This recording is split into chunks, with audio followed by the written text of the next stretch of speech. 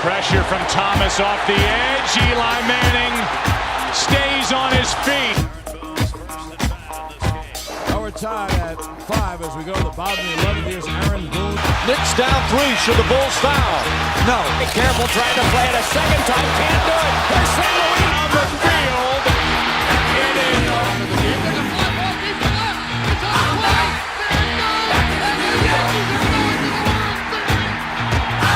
Anthony for 3. Bang! That one goes down, and the game is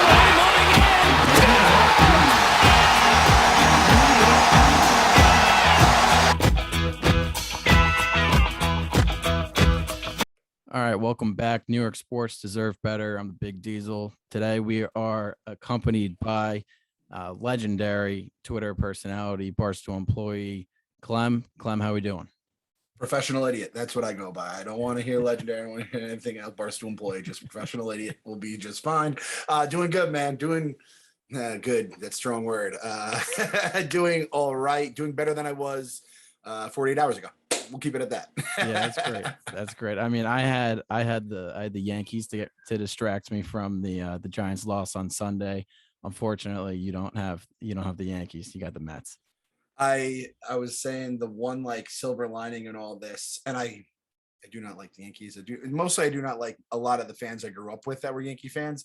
But it is kind of as a Giants fan who has just now left MetLife on Sunday numb to the Giants. I'm like, well, at least half the fan base has something, and probably a little more than half, let's be honest. A lot of Yankees, Giants, that's the common thing. At least they have something to root for here. It's been a rough month for me. But going back, like about a month ago, a little more than a month at this point now, it's like that's when the California gauntlet started. The Mets decided to lose 1,000,000 one-run games to the Dodgers and Giants, and now we are completely cooked. No meaning. So the Mets, the Giants, and I guess you want to throw the Jets in there, their seasons all basically ended on the same Sunday, officially, between the Mets getting eliminated and then 0-3 for 3 teams that probably weren't doing anything anyway. So, yeah, an absolute bummer. But the Yankees definitely took all the bad juju and flipped it and got the positive side of things. So, yeah, it's New York sports do deserve better no matter what, though. Even the Yankees, you would be like, come on, they could be better than this. So, even with that, the Knicks being the good son of New York, and I know the Nets are here, but no one gives a fuck about the Nets. But like the Knicks being the good son of New York is something that is such, like, I feel like I'm living in the upside down right now, but it just shows where we are right now as a city. Yeah, I mean, you go over all those teams, they're just all teams that have just had a miserable last 5 years. I mean, Yankees, like you can say that they're doing well, but they win 27 World Series, so they're expected to win nonstop, and they haven't done that since 2009. Jets, awful. I don't even want to get into the Jets because, I mean, I don't know I don't want to know anything about the Jets. I just know the Jets just absolute pain from my friends being Jets fans, everything going wrong at every possible turn. But we do know the Giants struggles. You did mention leaving MetLife on Sunday, almost just defeated. That has been the story for the past 4 years, ever since I think it's the boat picture. It has to be the boat picture. I mean, ever since then, it's just been downhill from there. The last 33 games, the Giants have lost at home. The Giants have lost 25 of them. That is just I heard that stat on the radio on the way home, stuck in traffic, wondering why I go to games every Sunday. And I'm like, I can't believe it's almost, I just become numb to it that I'm expected them to lose on a game-winning field goal, which has happened countless amounts of time. Yep. Clem, what do you think of the season so far? How do you think it's shaped up? How do you think the season was going to shape up in your head versus the reality? Yeah, it's a good way to put it because that's exactly where I was going to go from it too. So heading into the season, I'm looking at the schedule, and again, you never know what's going to happen with injuries and all the craziness of the season, but you're just saying, all right, let's get above 500 at some point. We haven't been above 500 since the aforementioned boat picture, which is, I mean, one of the most ludicrous stats of all time when it comes down to it, let alone the fact they're like the worst team in the last, 3 years, 5 years? I don't even know at this point. It's like us and the Jets are battling for the basement. And I'm like, all right, I'm like the Broncos game, good defense, but the offense is kind of limited. And I actually was praying to God Drew Lock was going to win that job. And I even tweeted at the time, I was like, man, Teddy won it. Like that was exactly the kind of game I thought they were going to get from Teddy, kind of like a bend don't break from him. He had a couple nice throws too, that like they won the Hamlin draft and all that kind of stuff. So I was like, all right, we lose that game. And Danny gets a lot of the blame. It was a back-breaking fumble, but the defense was the one who just like stayed on the field, couldn't get them off. The offense felt like they had like 3 possessions the entire game. Then obviously the game we do not speak of from that Thursday night, which I still cannot get over. There's a million different reasons we lost that, between the Slayton drop, the phantom penalty, the offsides, and all that kind of stuff. To go 0-2 there. And I was like, you know what? Like the one game I kind of had penciled in as like a potential win was the Falcons game before the season started, just because I know how bad the Falcons are. Someone that has had if you've ever had Matt Ryan in fantasy or any of those guys, you know how they just stall it in the red zone, and their defense has been atrocious. And I only got more confident in that take after the first 2 weeks as I'm watching the Falcons play. Even though they like came back on the Bucks, I'm like, that team is not very good. They made the Eagles look like the greatest offense in football. We've seen what the Eagles have been since then, right? And then they go out and they just I'm almost happy I was there in person just to see it, because it was everything that I've hated about this team the last year and a half or whatever it's been. And it's tough. Like I'm not like there's a lot of like heads. A lot of people want a lot of heads to roll right now. And I understand everyone's pissed. I mean, Gettleman has been hated since like the Saquon pick, basically. Yeah. So we can start with him. And Garrett, which is basically the bane of my existence right now. And even Judge has got in line there. And I understand the thing about Judge is, if you're a disciplinarian, you're making guys run laps. You're known as the guy, the hard ass that's going to, not commit penalties and have guys in the right spots. And you're losing because of big penalties and guys in the wrong spot. That's going to be a problem. But I left that game after that loss and seeing as it was going on, they had 6 points in the first half and they only got 1 touchdown, and they're punting on the other side of the field against that awful Falcons defense. They couldn't do anything big against them. I'm just like, I'm numb to it at this point. At some point your body just changes and it starts to expect this. I saw this as a Knicks fan. I grew up in the 90s. The Knicks were always in the playoffs. Like Eastern Conference Finals was almost like a God-given right, it felt like, at some point. And then it just kind of like the Dolan took over and it just all went to crap. And that like numbness, that happened at some point along the way. And it's the same thing now with the Giants. And then you get the promise from Mara. He's going to fix things in a year, 2 years, 3 years, blah, blah, blah. You hear the same nonsense. And then you have not only do you have the losses, you have the embarrassing story. Mara's knocking over garbage cans. Mara's throwing chairs at stuff. The players are doing this. It's always something else. That's when it becomes like, we're with the Bengals and the Jets now, where it's like the embarrassing stories. The Browns took our spot. They like brought us down into the mud, threw us down there, and we climbed up. And I mean, were you at the game on Sunday too? Yeah, is that the game on Sunday? The traffic, right? Yeah. Yeah, and I almost didn't notice how bad. I honestly, like, the first half, it looked like the Giants were moving the ball, and it looked like they were getting things done.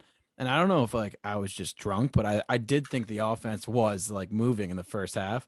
And then I looked up and it was 6 points, and it's like, I don't know what happened here. And then the second half, like I get it. A lot of people, like Shepard went down, Slayton went down, and those are 2 tough guys. Those are 2 guys that Daniel Jones loves throwing to. But then I think it comes back to just like the first 3 games of this year were so winnable. They were against Broncos and Teddy Bridgewater. I guess Teddy Bridgewater's turned out to be very, very, very good quarterback. But then the Washington game, it's almost like if the offense is playing well, the defense isn't. And if the defense isn't playing well, the offense is playing well. It makes no sense. It's always just flip-flopped. So, I mean, I don't know what it is. I don't think it's definitely not Daniel Jones. I'm a firm believer in Daniel Jones.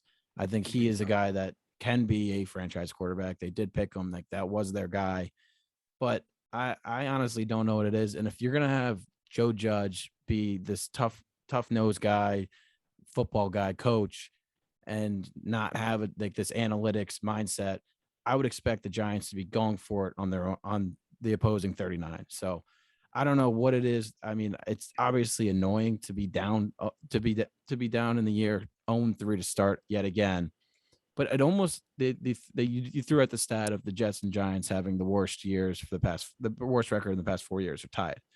Has it even felt that way?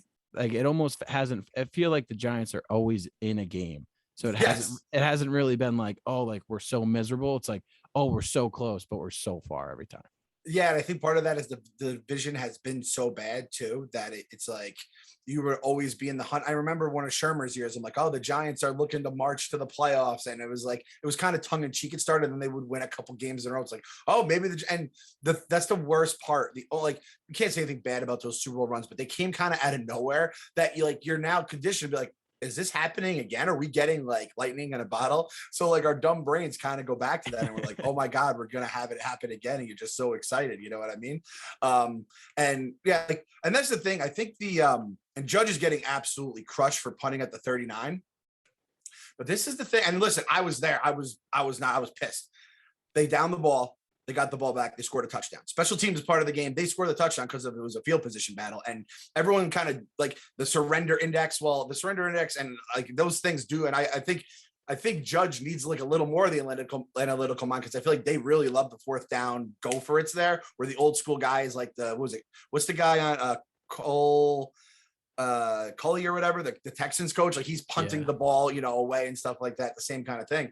But I hated even the punt on the 50. And I'm like, dude, it's the Falcons defense. You have to, and I don't know if maybe when the defense is bad, that's when Garrett is like, all right, I have to open the playbook up a little because I'm putting this on Garrett. I firmly believe it. I saw the stats. Daniel Jones, his two best things, throwing the deep ball in the RPO. They threw one deep ball, completed the CJ board because all our receivers were hurt. They didn't run the RPO. They're not doing read options and all this kind of stuff. And it just drives me absolutely crazy. And it's like, I think we just need to unleash the defense. And if doing that, if you're running deeper routes and you're doing different stuff that takes more time with this bad offensive line, if that leads to Jones fumbling more or whatever, I'll have to live with that. That's just good. I'd rather lose like that than I'd rather like, what do they say? Die on my shield than just like have those kind of just games where you're just punting back and forth. Defense plays bend, don't break. And then you're basically like, all right, we need to score a touchdown now because they scored 2 field goals the last couple of times down the field. And it's just like, I've reached I reached a boiling point. I boiled and now I'm just like, I'm empty inside. There's nothing inside of me.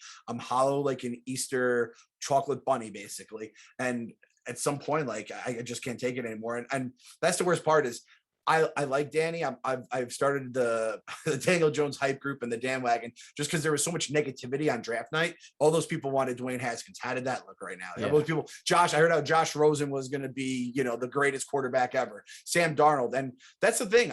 I'm almost at the point now where I want Daniel Jones to go to he won't go to the Niners because they have Trey Lance now. I wanted him to go to like a Shanahan team or at least an offensive mind and be like, oh, that's what that guy can do. Because that guy's a weapon. I really do like him. I think his progressions and his reads are a little slow sometimes, but that just might be like the offense. I feel like you don't like the Manning guys and Cutcliffe and all those. I feel like they don't make like straight bums. They wouldn't recommend the Giants to pick that guy unless they truly thought he was legit.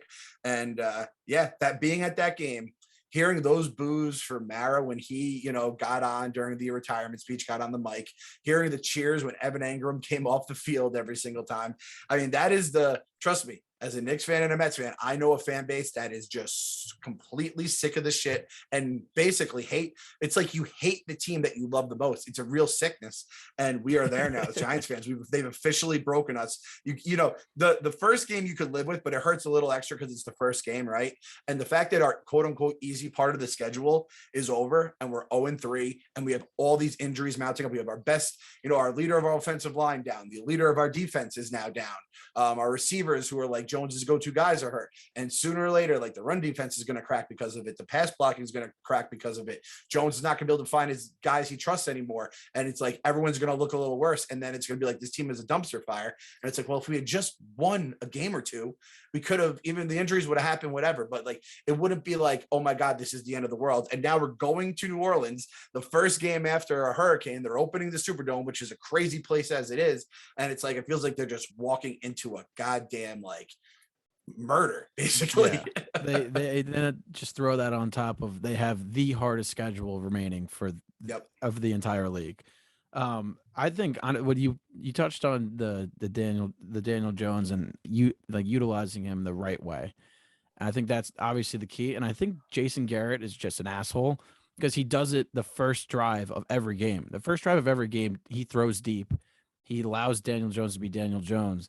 And then the rest of the game, he just completely throws that in the trash and he does the same old shit. So I think, I mean, honestly, Jason Garrett is to me the number one problem because I don't want to blame it on anyone else. And it's very evident that he has this ancient mind of how a quarterback should play, and he's not really utilizing Daniel Jones to where he should be.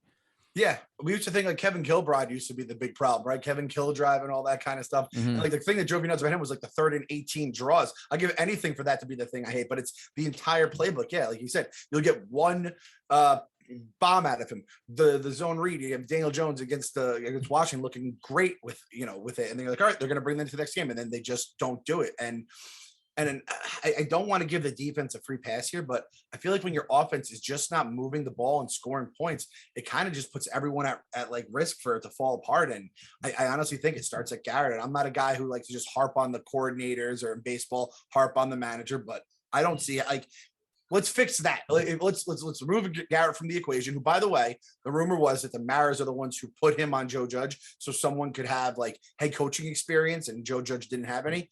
And then they didn't get Bill Callahan reportedly because he and Garrett don't like each other, and Bill Callahan's now coaching the Browns to run all over everyone in the entire NFL. So it's like, that needs to be dealt with now. And it's like, if that's not the problem, if there's a deeper rooted issue or another one, that's fine. But I need to see something fixed. I need to see something fixed after week 3. The fact that it's not fixed, and it's clearly, and they're not making a change. If they make a change, it's going to be on Monday. They get the whole system in, even if it's Freddie goddamn Kitchens to become the interim like he did last year against the Browns on Monday Night Football. And the thing about Kitchens is he actually kind of ran the offense that like it should have been running. That was with Colt McCoy playing. I talked to my coworker, Jeff D. Lowe, who's a Browns fan, and I was like, Freddie Kitchens, interim Freddie Kitchens, not head coach Freddie Kitchens. Like, yeah. Did you like him? He's like, oh yeah. He's like, he was running like a lot of like stuff. He had the 2 tight ends. He had like, he had some gadget plays. He was loose. And then he's like, once he became head coach, he's like, he stopped doing everything he believed in. He had like Nick Chubb lined out wide. He had all these like crazy concepts that did not fit Baker's strengths. And I'm like, all right, like I'll take that interim guy. I'd even take the head coach Freddie Kitchens over Jason Garrett because I know what Jason Garrett does, and it does not win. That's the bottom line. It does not win. And again, we've seen this story a million times, right? Adoree Jackson drops that pick in the end zone, and I was like, there's the moment. If we lose this game, that will be the thing that like it all came back to there. And sure enough, it happened again. I mean, all the you did say that you weren't letting the defense like off the hook. That was something that I saw. Like I've seen that before. The Landon Collins drop pick, you lose to the Pats on the field goal. Yep. It's like as soon as that happens, it's like, all right, there's 4 minutes left. You're gonna lose this game. Like after that, after you had a chance to just absolutely end the game right there, you're gonna lose the game, and like that's the most frustrating part. And I think Jason Garrett has really removed pretty much all of the focus from the Giants fans from Dave Gettleman. I think he's still at fault, and the cries for him to be fired have kind of halted because of the fact that everyone hates Jason Garrett so much. So honestly, I think Davey G should be sending a thank you card to Jason Garrett. Part of that move is part of the reason why people want David Gettleman gone is because of the Saquon at 2. I want your thoughts on that because I know I believe that you are a Saquon guy.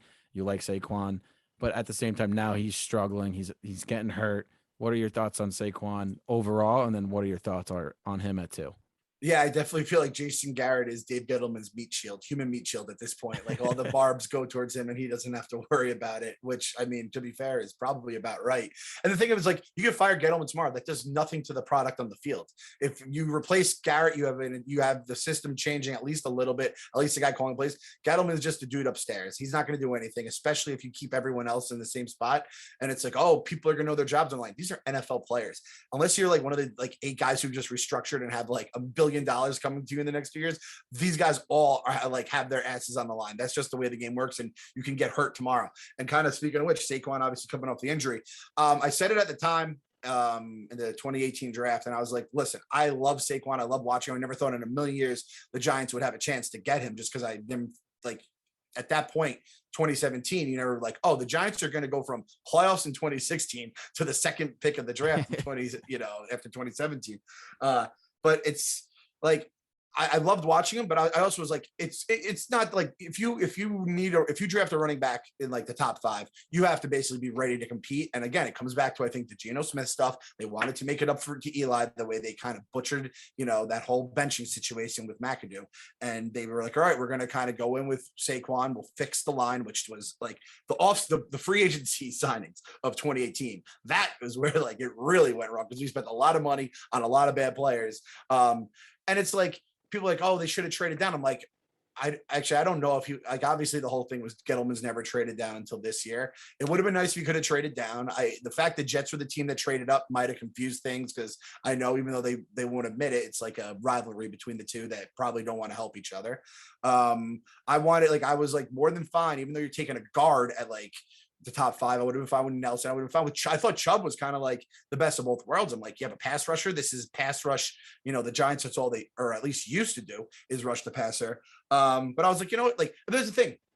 I think if you have the top 3 pick, I was like, if there's a quarterback, you got to take the quarterback. But I also said that I was like, if you don't believe in the quarterbacks, if you don't think Darnold and Rosen were the answers, then they weren't the answers. Everyone's like, oh, well, what about Josh Allen? Like, if you thought Josh Allen was the answer back in 2018, you show me the tweets. I'll be like, you nailed it, man. You're a scout. I was hoping even for Lamar at the end of the first round. I'm like, oh my God, he's going to slip to the second round. Let's go get Lamar Jackson. It would be a completely different, type of football than we're used to in New York, but I was more than fine with it. But if Lamar, this is the thing I come back to with Jones or Darnold, kind of when he leaves the Jets, right?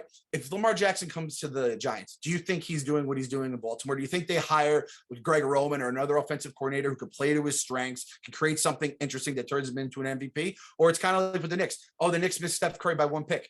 If the Knicks drafted Steph Curry with if he falls to the Knicks at 7 or whatever it was instead of Jordan Hill, do you think he gets over his ankle injuries, or do you think like the Knicks kind of botch him like they botched Porzingis, like they botched literally every single draft pick? They haven't re-signed a draft pick to a next contract since Charlie Ward. It's like, do you really think that do you really think that Lamar Jackson would bloom here? It's like at some point, it's like, no, it wasn't going to work. So Saquon, it's a real true bummer. He doesn't look good right now. I do think he's going to get that explosiveness back though. But I think if the team's losing and he's still coming back from an ACL, like this is going to be as dark as it gets for Saquon. I'm also at the point too, like I think it's hard not to like Saquon. I just think it's a bummer that a guy who should be such a likable person and player is like, he kind of has, it's like he's the draft pick before he's the football player, right?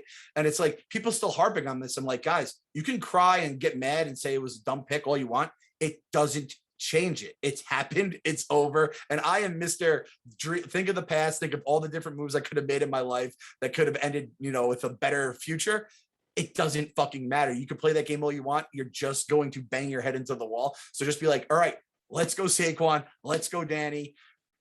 I guess let's go Jason Garrett until they fire his ass. But it's like, there's nothing you're going to do with Saquon to make him run better by bringing up shit from like 4 years ago. It's honestly, it's hammering the gas with your car and park and the parking brake on. There's nothing. You're going to go nowhere with that. So that's kind of my thoughts on it. I want Saquon to be well.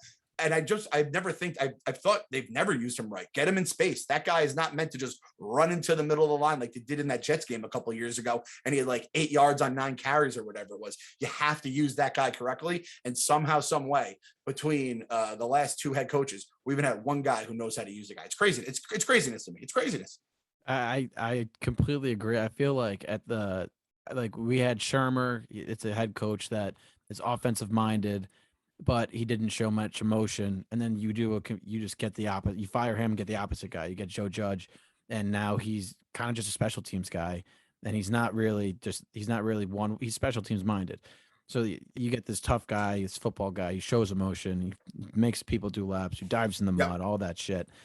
But then you get Jason Garrett, who has a running back, Saquon, who's lethal, and you got nothing. I think honestly, you do a read option with more read options with Daniel Jones and Saquon. People start biting on Daniel Jones, opens it up for Saquon. That can all be a difference. That can honestly change a guy's career and change his future with the team. But I don't think it's going to happen. Honestly, at the time, I thought Saquon at 2 was. I thought it was an awesome pick because why not? He's electric. He's the flashy guy. He's the flashy pick. No one wants to get a guard. That's not exciting. You can't really watch highlight tapes on a guard all off season. So it was obviously I'm I'm also a moron when it comes to football. I'm just a fan. So like second overall, Saquon, I loved it. You can't go back. You said that you can't go back. You can't change it. But it's the draft picks that continually are talked about. Evan Ingram being another one. Ugh. You mentioned it briefly before of Evan Ingram being booed on the field and then on the field when he's being substituted out, being cheered for. I mean, I've never seen that.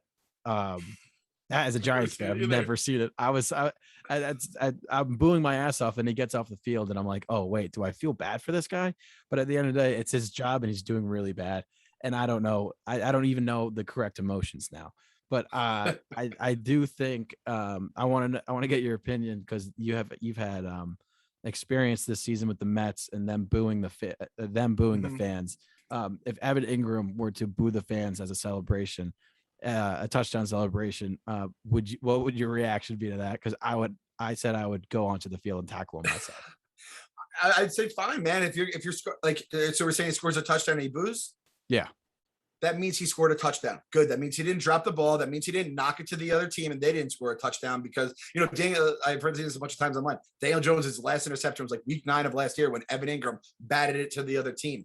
If Evan Ingram is scoring, boo me. Come to my house and slap me in the face. I don't care. I think booing your team is stupid unless I think Ingram, I think there is a point where it's like, this is a sunk cost. He's never going to be what he should become here. And I think I think in New York, we're always so much like results. Lindor got booed as a Mets fan. The April and May, they were booing him. I remember I didn't boo Kaz Matsui until his last season with team. And I was just like, I'm getting my money's worth on this guy right now. And I booed the crap out of him after an error or something like that. But I don't see there's no positive. Think about it. If someone's booing you at work, are you going to be better? No, you'd be like, fuck, I don't want to fuck up again and get booed by people at my job. So I think it's stupid. But at this point with Ingram, I do think it's sunk cost. So if you do it, fine. And if he boos us, if you're doing it after a good play, good. Keep doing that. Keep booing us. Whatever helps you win. I don't care. I think New Yorkers, they are like, oh, this is New York. You got to be tough. And then the minute someone gives it back to you, you're going to cry. Then you're not a tough New Yorker. You're just a fucking asshole with a ticket in your hand. That's all you are. So I think it was a bunch of bullshit. I thought all that stuff was a bunch of bullshit. And I think any true fan was like, oh, they're winning with this stupid boo stuff. Good. Get some more hits. Your offense is the second worst in all of baseball. And now everyone who hated Javi and booed him, Javi is having numbers better than Cespedes had here in 2015 in that second half. Everyone's like, oh, we got to bring back Javi. And I'm like, see, this is why, and New York fans, I think, are very intelligent and smart. They follow the things but they're also very emotional. And, we live in a very expensive. It gets cold here. It's climbing. You're in the rat race. So everyone's kind of just always on edge. It's take it easy. Everyone's telling me Francisco Lindor is a bust in April, and now he's going to bat 900, have a 900 OPS in September. I think he has 9 home runs this month or something like that. It's oh, you mean that guy who was one of the best players in baseball is still one of the best players in baseball? You try going to a new job in a new city with a ton of money on you. Everyone's watching every move.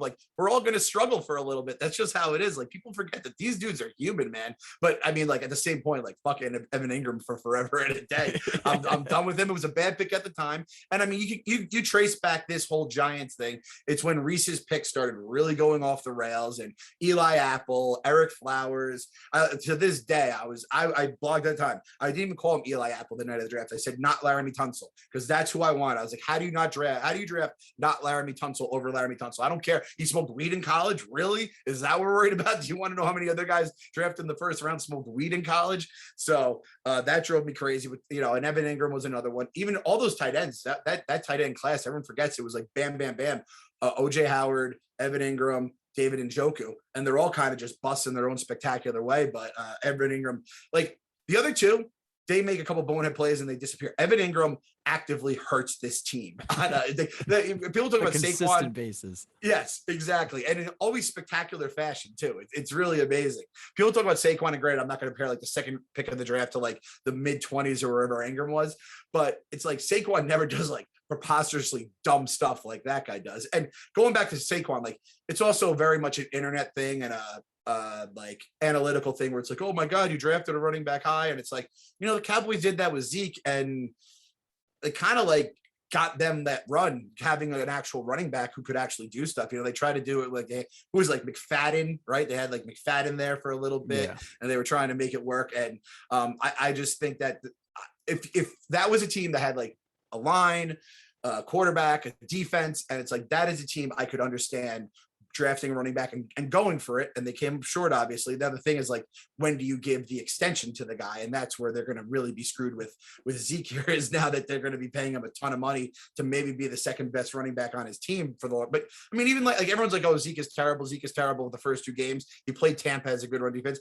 And did you see how he played last night? That's the kind of stuff I wish Saquon could do, but it's just not his game. He gets 4 yards every single time. He just knows how to fall correctly. He goes behind his blocks the right way. He definitely has a better line as well too.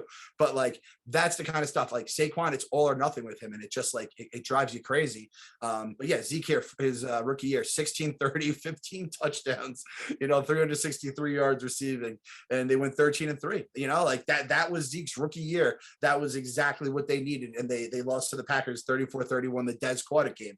So it's like, I can see why people don't want to draft a running back high, but like, if you have an actual team there, you can draft a running back high. It's just, it's New York. We're just going to be mad about everything. Everyone has to be right, but it's like, it is what it is. And Evan Engram, tight end in the first round. Let's not do that again. How about just draft linebackers in the first round? We've done that since Carl Banks. A linebacker once or twice wouldn't be that bad.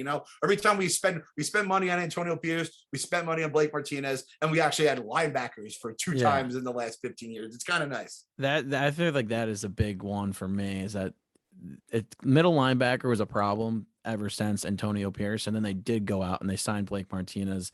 And at the time, I was like, "Who the hell is Blake Martinez?" And then he comes here, he does the things he did, leads the team in tackles, leads I think almost the league in tackles, and now he goes down with the torn ACL, which is like probably one of the more devastating news that you can get after a loss to the Falcons. Yep. I mean, as a guy that posts on Twitter and says that, and post videos of himself doing laps because of Joe Judge. With Joe Judge's mistakes and kind of just mental lapses, will those laps continue, or will you stop those? I'm in a pickle right now. I'm really in a pickle, because I can't, if I stop running the laps, then that means I have quit the Joe Judge program, right? Like, you're in or you're out. You're with us or you're against us. So I'm in. I'm locked all the way in. I I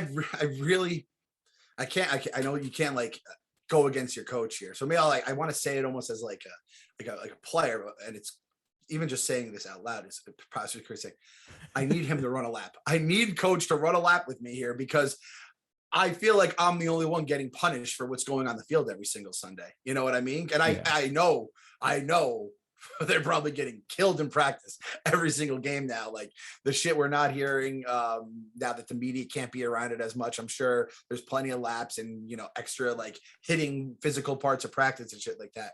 But at some point I feel like I'm the one who, I don't get paid millions of dollars. I'm not having fun out there on Sunday, but I have to run around my house like an asshole.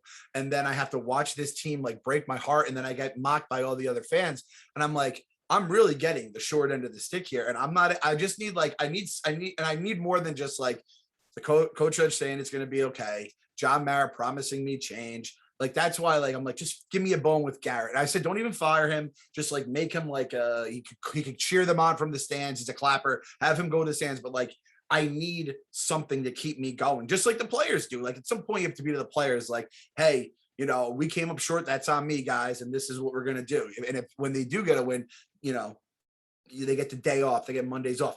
Give me something, coach. Cause I'm telling you, like, you're starting the fan base. I'm starting to lose the fan base. I think he's might've lost a fan base. The Giants as a whole has lost a fan base. Judge is, I want to say like I'd say the majority is very heavy in the middle, leaning towards being lost. There's a minority that's still like, it's not his fault. It's Garrett, it's Gettleman, it's whatever. And I do think there is a good pocket though, that is like, I'm out on Judge, fire him. And the thing about it is, if you fire Gettleman,